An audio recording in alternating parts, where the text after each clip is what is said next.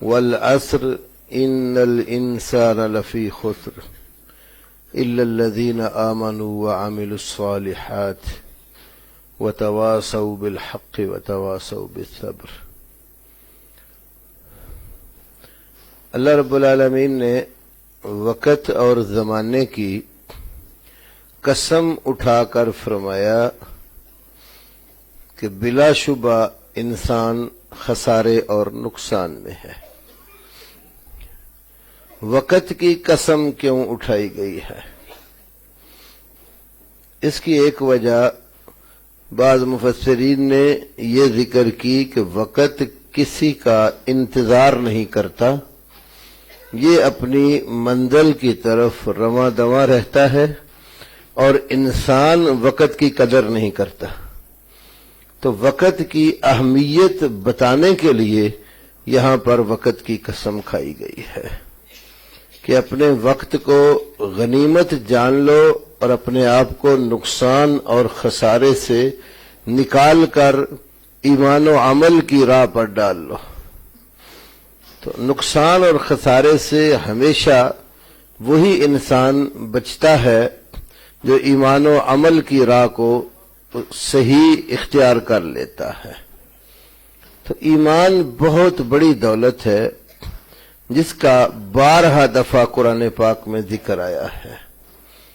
تو امام حاکم رحمہ اللہ المستدرک علی الصحیحین جو ان کی کتاب ہے، اس میں نبی کریم صلی اللہ علیہ وسلم سے یہ روایت لائے ہیں کہ آپ صلی اللہ علیہ وسلم نے فرمایا کہ یہ جو دنیا ہے نا، ان اللہ یؤتی الدنیا من یحب ومن لا یحب، جن لوگوں سے اللہ محبت کرتا ہے دنیا ان کو بھی دیتا ہے، اور جن سے اللہ محبت نہیں کرتا دنیا ان کو بھی دیتا ہے۔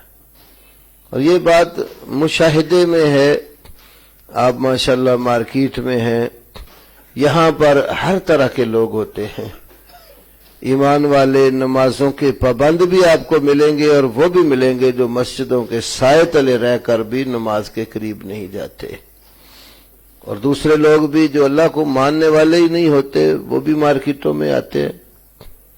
تو ہر کسی کو دنیا ضرور ملتی ہے، کسی کو زیادہ کسی کو کم، اور دنیا کا مال و متاع کسی کے پاس زیادہ ہونا یہ اس بات کی علامت اور دلیل نہیں کہ اللہ اس سے محبت کرتا ہے۔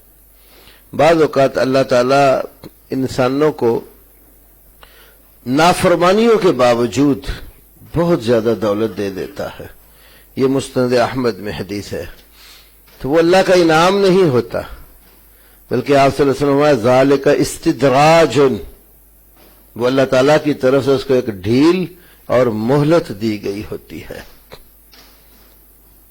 تو ایک دولت ایسی ہے جو صرف اللہ کے محبوب اور پیارے بندوں کو ملتی ہے، وہ کسی اور کو نہیں ملتی، اور وہ ایمان کی دولت ہے۔ وَلَا يُؤْتِ الْإِيمَانَ إِلَّا لِمَنْ يُحِبُّ، ایمان اللہ صرف اپنے محبوب بندوں کو عطا کرتا ہے۔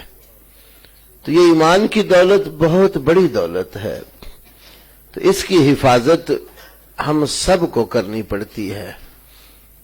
حاکم میں اسی مقام پر ایک اور حدیث بھی ہے، آپ صلی اللہ علیہ وسلم نے ارشاد فرمایا کہ یہ جو ایمان ہے نا، ان الایمان لیخلق فی جوف احدکم کما یخلق الثوب، جس طرح کپڑا پرانا ہوتا رہتا ہے نا، تو تمہارے اندر ایمان بھی اسی طرح ہی پرانا ہوتا رہتا ہے۔ آپ دیکھیں جو لوگ نئے نئے دین کو سمجھتے ہیں، دین کی طرف آتے ہیں، نمازوں کے پابند، ذکر و اذکار کے پابند، تلاوت قرآن کے پابند، روزے فرضی کے ساتھ نفلی بھی رکھتے ہیں، ان کے ایمان کی کیفیت کچھ اور ہوتی ہے۔ اور کچھ آپ کو ایسے ملیں گے عقیدے کے لحاظ سے بڑے پکے سلفی، نماز کے حساب سے بڑے کچے ہیں۔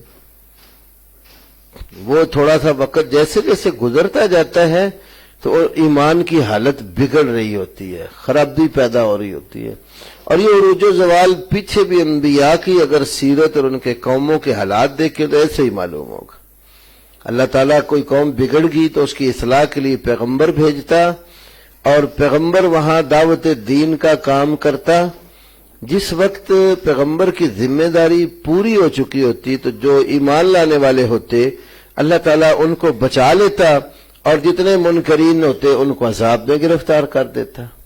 اب پیچھے ایمان والے بچے ہوتے، پھر وہ کچھ عرصے بعد انہیں ایمان والوں سے نافرمان پیدا ہونا شروع ہو جاتے.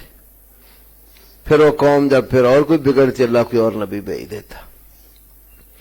تو یہ حالات مسلمانوں کے اندر بھی ہیں. بعض لوگوں کو آپ دیکھیں گے کہ بلکہ خود ایک ہی فرد میں بھی اگر آپ دیکھیں گے اپنے آپ کو، بعض اوقات ہمارے ایمان کی کیفیت بہت بلند ہوتی ہے اور بسا اوقات ایمان کا گراف ہمارا نیچے گرا ہوتا ہے.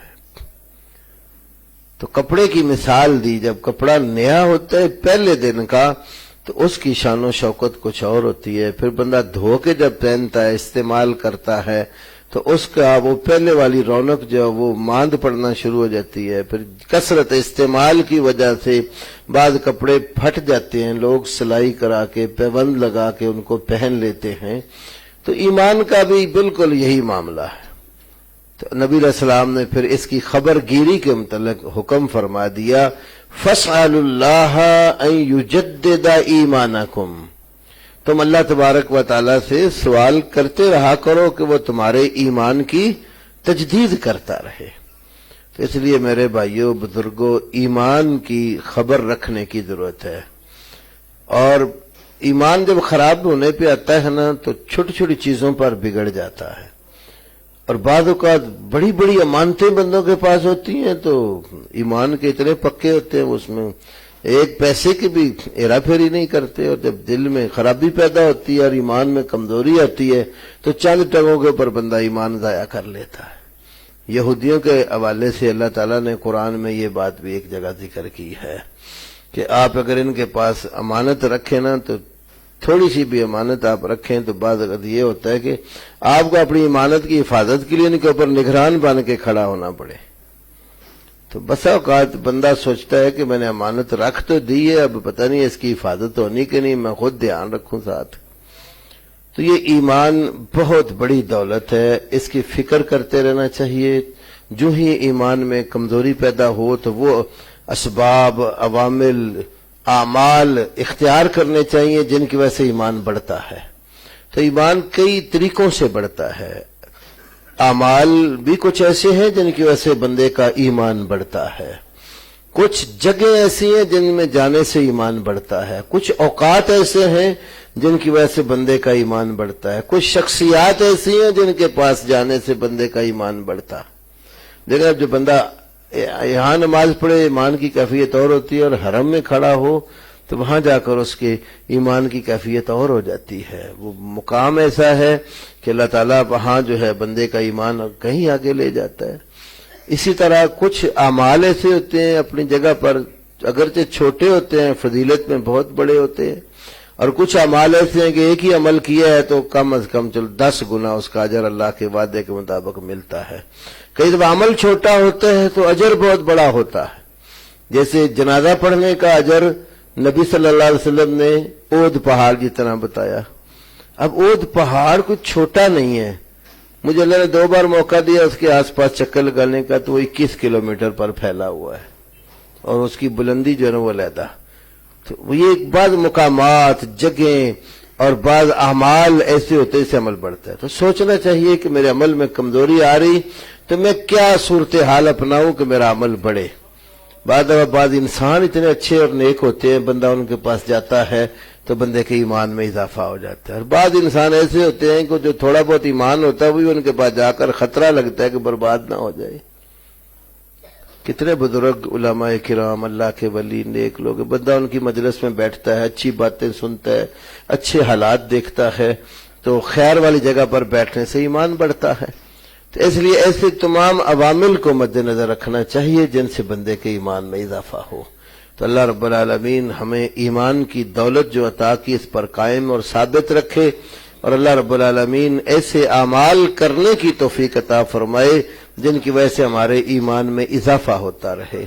وآخر دعوانا الحمدللہ رب العالمین۔